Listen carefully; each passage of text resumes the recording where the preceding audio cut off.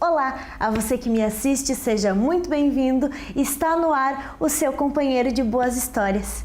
Fique conosco, não saia daí.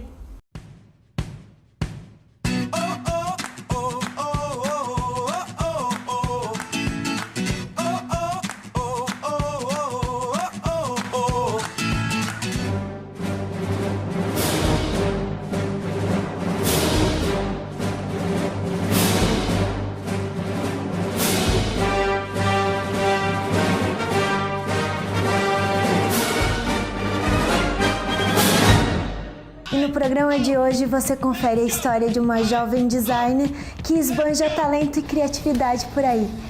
Marina Prochaska, seja muito bem-vinda ao nosso programa. Obrigada, Gisele, eu que agradeço o convite. É um imenso prazer tê-la aqui conosco hoje. E aí, Marina, conta um pouquinho da tua história. Geralmente as pessoas costumam seguir o passo da mãe, do pai. A tua mãe é médica, o teu pai e teu irmão trabalham com direito. O porquê que tu escolheste trabalhar com design? Eu segui um caminho assim bem diferente, que os meus pais eles têm essas profissões bem tradicionais assim. Só que eu sempre fui, assim, desde que eu era pequena, eu sempre fui muito criativa, sempre gostei de desenhar, sempre gostei de criar minhas próprias brincadeiras. Então, assim, quando eu estava na adolescência, eu comecei a perceber que eu ia me encaminhar para uma profissão mais criativa. Eu sempre digo assim que a minha vida mudou depois que eu ganhei um computador.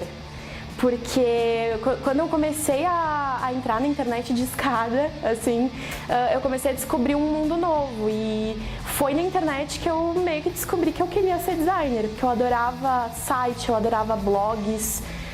Na época eu fazia layout de blog pra mim, que era bem naquela época de começar a falar de ti mesma na internet, né?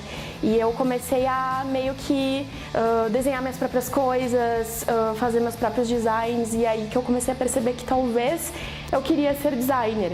Então eu fui muito precoce, assim, eu meio que acabei decidindo a minha profissão bem cedo e me encaminhei para isso e hoje tô aqui. Marina, tu trabalhas com teu namorado já há 7 anos, vocês são sócios em um estúdio de design e ilustração. Como é que é pra ti dividir com ele essa rotina de um mundo, de um universo que tu gostas tanto? No fim acaba sendo bem legal, assim, eu e o Maurício a gente namora há 8 anos. E a gente começou a namorar quando eu estava ainda no ensino médio, ia prestar meu vestibular, né, para fazer faculdade. E o Maurício já trabalhava com isso. E foi assim, quando a gente se conheceu, a gente, mas eu quero fazer isso, mas eu trabalho com isso. Então foi uma identificação assim bem grande. Então desde que eu comecei a fazer estágio, a gente faz trabalhos em parceria, por isso que a gente diz que a gente trabalha juntos há 7 anos, assim, que é o meu tempo de experiência. O Maurício tem um pouquinho mais de experiência que eu. Então a gente sempre trabalhou juntos, sempre pegou freela juntos, sempre tentou criar até trabalhos assim, fantasmas juntos, assim, só para exercitar a nossa criatividade. E há 2 anos atrás a gente teve assim, um estalo que a gente precisou meio assim, que precisou abrir o nosso próprio estúdio de design, que a gente tinha muito trabalho por fora, tava já num momento que parecia ser melhor ter o nosso próprio negócio. Foi uma necessidade que surgiu, assim, porque a gente fechou um trabalho com uma empresa que a gente tinha trabalho de janeiro até outubro daquele ano. Então a gente ficou nessa, tipo, nossa, o que a gente vai fazer? Eu tinha acabado de sair do meu emprego pra tentar uma vida assim de freelancer. O Maurício estava trabalhando numa empresa grande aqui no marketing no marketing de uma empresa daqui de Caxias. E no fim a gente se viu nessa necessidade e vamos botar a cara, vamos. Assim, então a gente decidiu ter o nosso estúdio. E todo mundo acha que é difícil trabalhar com o namorado, trabalhar com o parceiro, mas a real é que a gente sempre se deu muito bem, tanto na nossa relação pessoal quanto na nossa relação profissional. A gente trabalha muito bem juntos e é por isso que a gente resolveu trabalhar juntos meio que pra sempre, assim, né? Porque isso acaba refletindo no profissional também. Nossa, né? muito. Totalmente. Eu acho que a gente se completa, assim, eu tenho aptidões que ele não tem, ele tem aptidões que eu não tenho. Então, o nosso trabalho, quando a gente se junta, fica muito completo. Conta pra nós um pouquinho, pra quem nos assiste, como é que funciona esse processo de criação em design. Então, existem diversas metodologias. A gente procurou trabalhar no nosso método, o método que a gente acredita que funciona pra gente.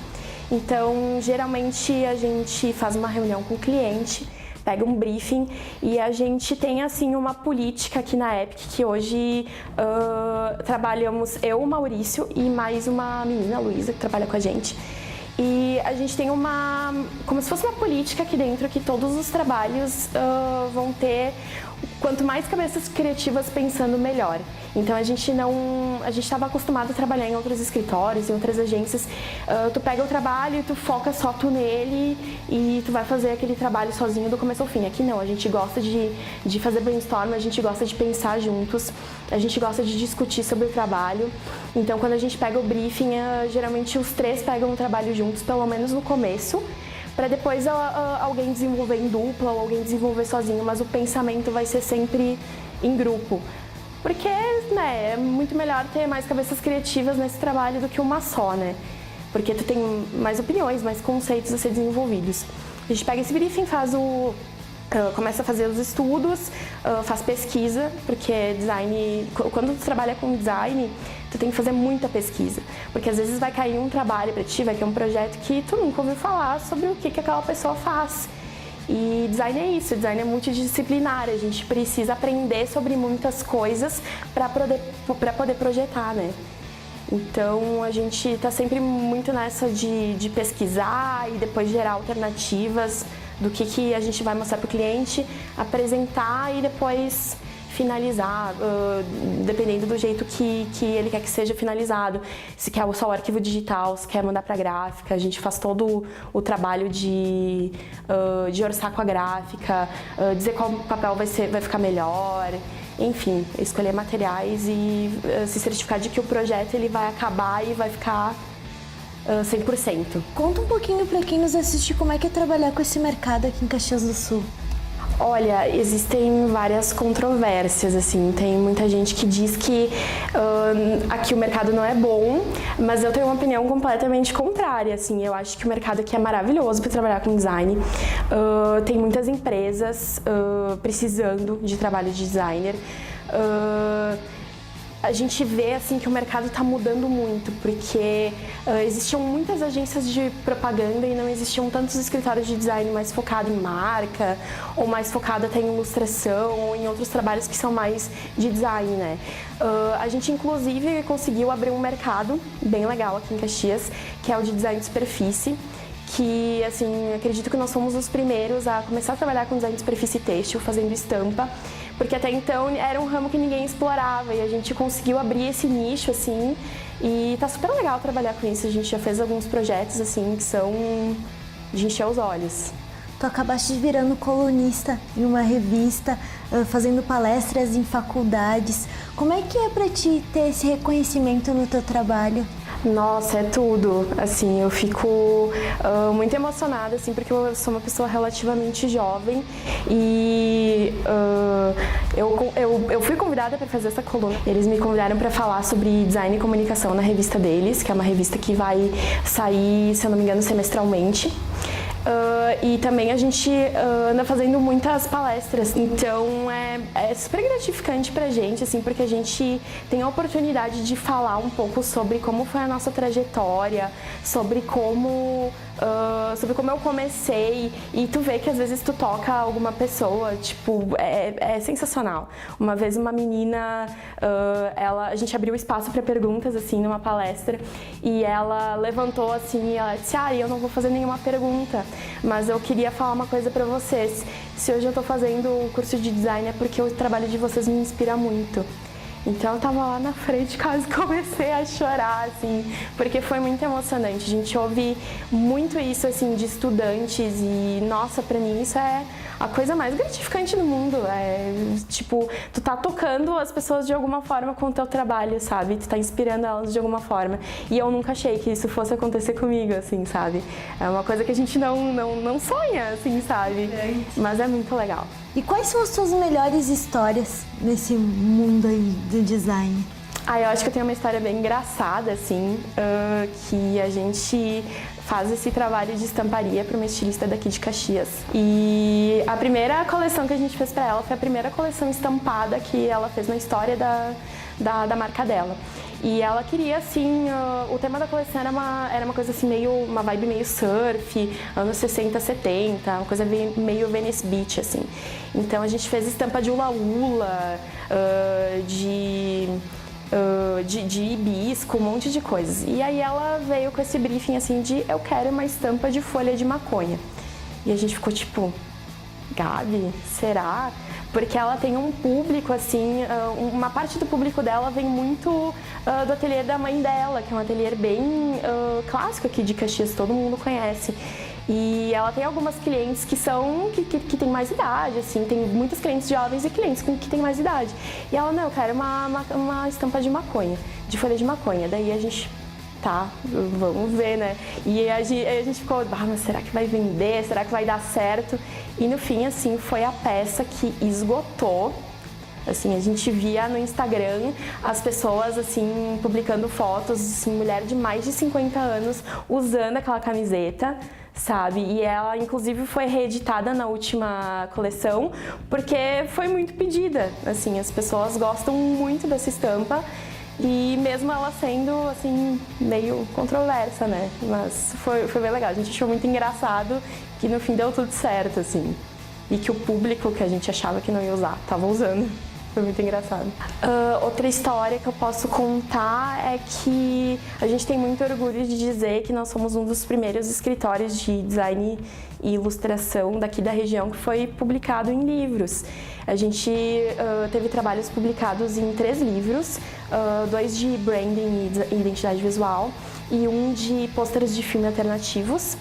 E esses livros circulam o mundo inteiro. E a gente, assim, fica super feliz de ter pouco tempo de estúdio e, nossa, já ter esse reconhecimento de ter sido publicado. A gente também acaba tendo os nossos trabalhos publicados bastante também nas galerias especializadas do Behance. A gente fica bem feliz. O que um profissional precisa para ser um bom designer gráfico? Ele precisa ser muito curioso, assim, ser livre de preconceitos. Porque trabalhar com design é, às vezes, trabalhar com algo que talvez tu não acredite ou com alguma coisa que tu não goste. Então, tu tem que se despir desse preconceito e trabalhar com isso, saber trabalhar. Tem que ser uma pessoa que goste de cultura, assim, uma pessoa que tenha a mente aberta. E eu acho que essa questão de ser curioso é a melhor delas, assim, a melhor qualidade de um designer. Porque, como eu falei antes, a gente acaba trabalhando com muitas áreas diferentes. Então, tu precisa ter essa curiosidade de ir lá pesquisar e aprender sobre isso. Porque senão tu não consegue realizar um projeto. Deixa uma dica aqui para quem está nos assistindo e quer ser um futuro designer ou já está no mercado e não sei, quer fazer algo de diferente. Deixa uma dica para essa galera aí. Eu acho que dicas bem legais que eu posso dar são: comece cedo na área, vale a pena ser estagiário, vale a pena começar logo quando tu entra na faculdade, porque quando tu ganha essa experiência junto com o aprendizado que tu tá tendo na faculdade, tu tem aquele plus, assim, sabe? Tu sabe um pouco mais de como a coisa funciona. Seja uma pessoa curiosa, seja uma pessoa interessada e tenta não ter esses preconceitos, assim, da vida, porque isso só vai te trazer coisas boas. Marina, traz um pouquinho da tua essência pra cá agora e conta o que te define. Acho que se eu pudesse escolher, assim, 3 palavras para me definir, seriam criativa, curiosa e intuitiva. Sou muito intuitiva e vou muito pela minha intuição também. Por quê? Eu não sei, às vezes acho que eu acredito que, assim, as coisas que a gente sente nos levam pro caminho certo, assim. Eu sempre fui muito assim, de ser sensitiva, e eu acho que eu acabo tomando as decisões certas, assim, baseadas nisso. Qual é a tua maior fonte de inspiração, assim, para levar essa vida de criatividade? Dentro do design, eu me inspiro muito num designer austríaco, mas que ele mora nos Estados Unidos, que é o Stefan Sagmeister. Eu não me inspiro nele tanto na parte estética, parte visual do trabalho dele, mas sim na parte conceitual. Ele é um cara, assim, que ele é um nome absurdo do design. Ele é o típico cara que pensa fora da caixa, assim. Ele não trabalha com zona de conforto, que é algo que eu gosto muito pro meu trabalho também. Ele tem, assim, trabalhos, assim, de arrepiar o cabelo, assim, sabe? Então é muito legal. Marina, muito obrigada por compartilhares conosco a tua vida, ter aberto esse espaço aqui para nós hoje. Muito obrigada por compartilhares conosco o teu talento, a tua simpatia. Foi um prazer tê-la no nosso programa hoje. Eu que agradeço. E o nosso programa de hoje, infelizmente, vai ficando por aqui. Muito obrigada pela sua companhia e pela sua audiência. Eu vejo você na próxima. Até lá. Tchau, tchau.